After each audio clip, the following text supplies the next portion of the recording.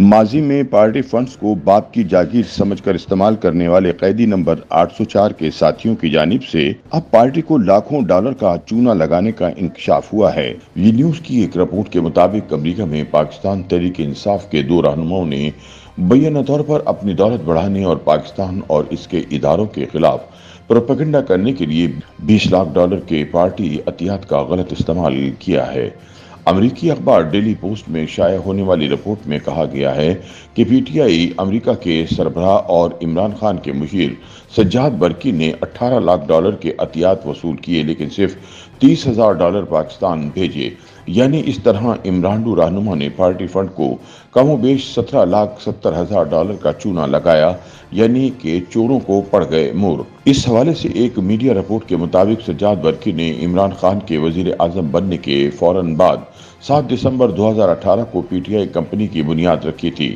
امریکہ اور پاکستان میں P T I کے دو اندرونی ذرائع کا حوالہ دیتے ہوئے رپورٹ میں دعویٰ کیا ہے کہ گزشتہ 2 سالوں کے دوران سجاد برقی اور عاطف خان نے 3 معروف امریکی تاجروں سے عطیات وصول کیے، لیکن ان میں سے کسی بھی کا اعلان نہیں کیا گیا اور نہ ہی پاکستان بھیجا گیا۔ رپورٹ میں پی ٹی آئی کے اندر موجود کئی ذرائع کا حوالہ دیتے ہوئے کہا گیا کہ دونوں رہنماؤں نے عمران خان کے نام پر 3 امیر پاکستانی امریکیوں سے رقم وصول کی، لیکن انہوں نے کوئی آڈٹ نہیں کرایا اور کسی کو معلوم نہیں کہ تینوں تاجروں اور 1 درجن سے زائد پیشہ ور ڈاکٹروں، انجینئرز اور آئی ٹی ماہرین سے ملنے والے 1.8 ملین ڈالر سے زیادہ کا کیا ہوا۔ پی ٹی آئی کے اندرونی ذرائع کے متعدد شواہد اور بیانات کے مطابق سجاد برقی نے پاکستان تحریک انصاف یو ایس اے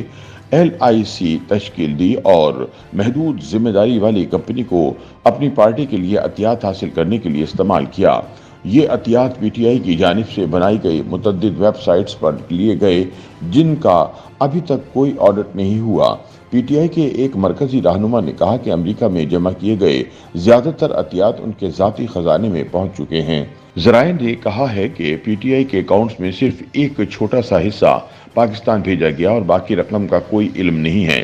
ذرائع کے مطابق فنڈنگ کے بارے میں پارٹی کارکن سجاد برقی سے پوچھ گچھ کرنے سے گریز کرتے ہیں کیونکہ وہ علیمہ خان اور عمران خان کے قریبی ہیں۔ سجاد برقی اور عاطف خان کے ٹویٹر پروفائلز کا جائزہ لینے سے پتہ چلتا ہے کہ یہ دونوں کھلے عام اور خفیہ طور پر پاکستان کے اداروں کی ساکھ پر حملہ کرنے کے لیے کثیر الجہتی انفارمیشن ٹیکنیک کا استعمال کرتے ہوئے پاک فوج کے خلاف مہم چلا رہے ہیں۔ عمران خان کی حکومت کے خاتمے کے بعد سے دونوں رہنما مبینہ طور پر پاکستان مخالف سرگرمیوں میں ملوث تھے۔ وہ امریکی سینیٹر کے ساتھ سوشل میڈیا پر ویڈیوز پوسٹ کرتے ہیں اور پاکستانی اداروں پر جھوٹے الزامات عائد کرتے ہیں۔ ان دونوں کی مدد عمران خان کے سابق مشیر شہباز گل اور گٹارسٹ سلمان احمد نے کی ہے۔ عاطف خان خود کو پی ٹی آئی حکومت کے دوران وزیر اعظم ٹاسک فورس برائے وزارت اوورسیز پاکستانیز کے فوکل پرسن اور اب P T I core committee کے رکن کے طور پر پیش کرتے ہیں،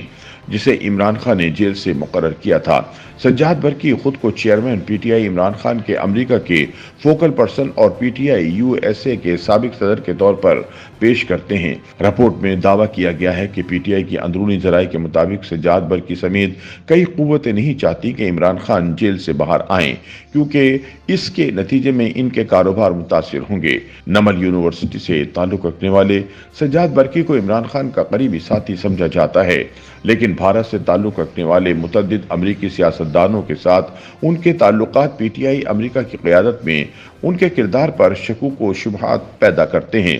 2 مارچ کو برقی نے اپنے سوشل میڈیا اکاؤنٹس ایکس پر ایک ویڈیو شیئر کی جس میں وہ کانگریس کی رکن ماریا فلورنس کے ساتھ بیٹھے ہوئے ہیں اور پاکستان کے انتخابات کے بارے میں غلط معلومات دے رہے ہیں۔ 27 فروری کو برقی نے ریپبلکن نمائندگان کا ایک خط ایکس پر پوسٹ کیا جس میں بائیڈن انتظامیہ سے مطالبہ کیا گیا تھا کہ وہ پاکستان میں جمہوری طور پر منتخب حکومت کو تسلیم کرنے سے باز رہے۔ 21 فروری کو سجاد برقی نے حیدر مہدی اور عادل راجہ کے ساتھ ایک ویڈیو سیشن میں شرکت کی جس میں وہ سب پاکستانی اداروں کے خلاف غلط معلومات پھیلانے کی مہم میں مصروف تھے اور بغیر کوئی ثبوت پیش کیے جھوٹے دعوے کر رہے تھے۔ 14 فروری کو سجاد برقی نے ایکس پر پوسٹ کی کہ انہوں نے بیرون ملک مقیم پاکستانیوں پر زور دیا ہے کہ وہ پاکستان کو ترسیلات زر بھیجنا بند کر دیں۔ जिस के नतीजे में उनके खानदानों को नुकसान पहुंचेगा जो बेसहारा रह जाएंगे। हाल ही में वो और पीटीआई से वाबस्ता बहुत से दीगर सोशल मीडिया हैंडलर्स पाकिस्तानी तारिकीन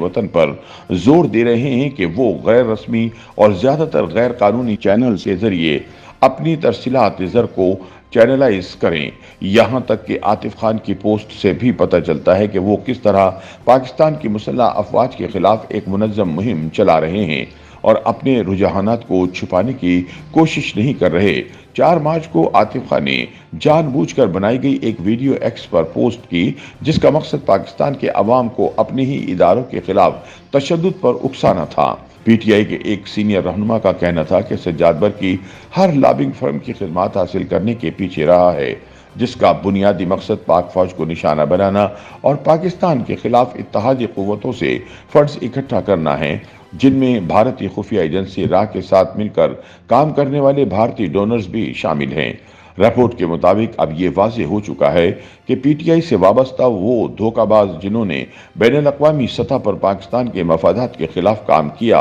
बुनियादी तौर पर किसी नजरियाती सोच की बजाय चोरी शुदा अतियात की मदद से माली मुआवजे से मुतासिर थे, जिसका पर्दा अब चाक हो चुका है।